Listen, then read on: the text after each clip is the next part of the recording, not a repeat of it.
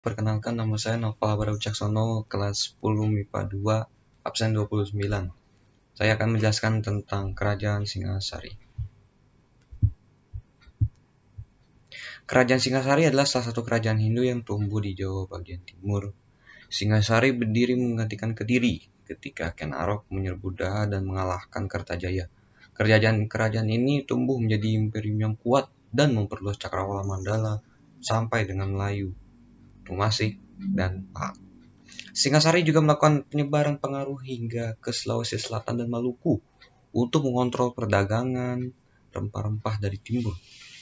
Eksistensi Singasari yang begitu besar memunculkan ancaman dari luar dan dari dalam.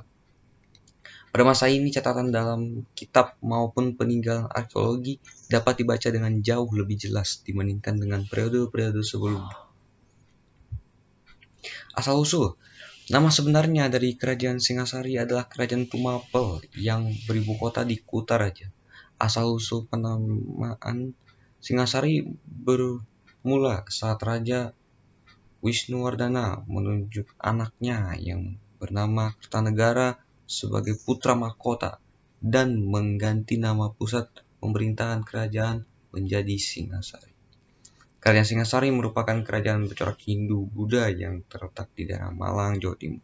Kerajaan ini didirikan oleh Ken Arok yang merupakan rakyat biasa yang mengabdi kepada Bupati Tumapel bernama Tunggal Ametung.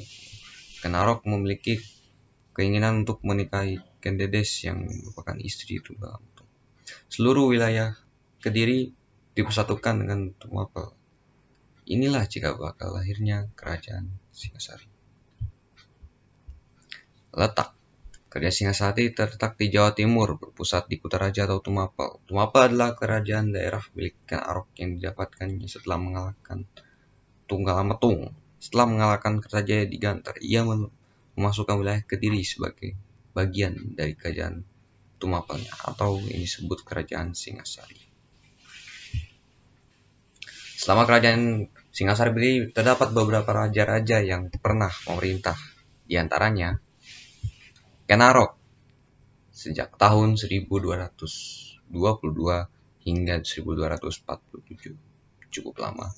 Ken Arok adalah raja pertama sekaligus pendiri Singasari, bergelar Sri Raga Rajasa setelah mengalahkan Kertajaya dari Kediri.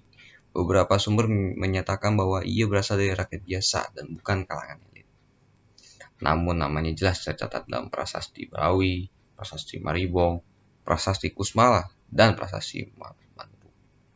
Kedua, Anusapati 1247 hingga 1448. Anusapati adalah putra dari Ken Dedes dan Tunggal Ametung. Mengikat Ken Arok beristri Ken Dedes setelah membunuh Tunggal Ametung, merasa dendam atas ayahnya. Ia kemudian membunuh Ken Arok melalui perantara seorang pengalasan.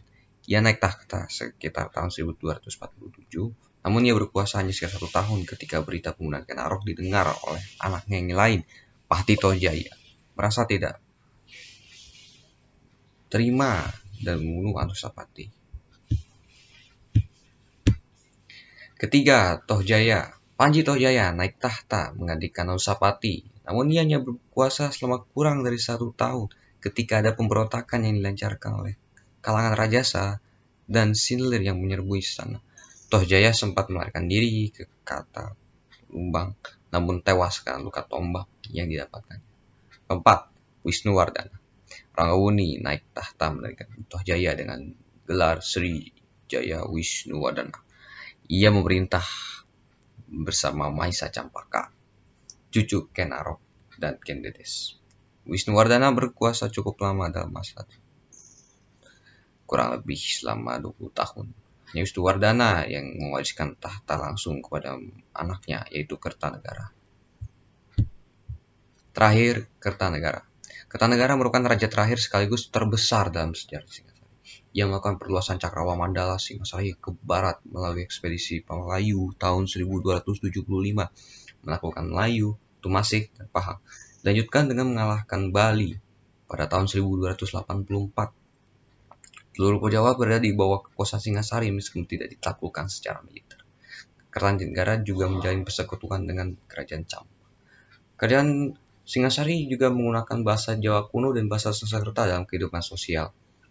Perpaduan dua bahasa ini juga terlihat dari beberapa prasasti yang ditinggalkan. Keruntuhan Singasari. Kerajaan besar yang mampu menyatukan Nusantara ini runtuh di bawah kepemimpinan Kertanegara. Kertanegara membawa kejayaan sekaligus keruntuhan bagi Singasari. Kertanegara sangat fokus mengembangkan kekuasaannya dengan pertahanan laut, namun sayang, Kertanegara justru mengabaikan pertahanan di dalam kerajaan. Pada tahun 1292, Jakatwang, seorang raja dari keturunan kerajaan Kediri, menyerang Singasari. Dan kemudian dia menyerang ke kerajaan Singasari dibantu oleh Arya Wiraraja. Arya Wiraraja merupakan adipati Sumenep yang telah dikalahkan dari keraton oleh Raja Kertanegara sendiri. Wiraraja pula lah yang memberitahukan kepada Jakatwang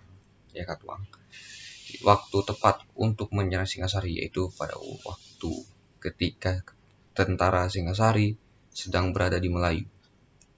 Pasukan ini menyerang dari arah utara dan selatan, sehingga menimbulkan kepanikan di antara orang-orang di kerajaan Singasari, sehingga Raja Kertanegara terbunuh dan akhirnya kerajaan ini runtuh. Peninggalan Singasari terdapat banyak ya. Ada Candi Singasari, Candi Jago, Candi Sumbrawan, Arca Dwarpala, Prasasti Singosari, dan ada lagi Prasasti Malamanuru, Candi Jawi, Prasasti Warari.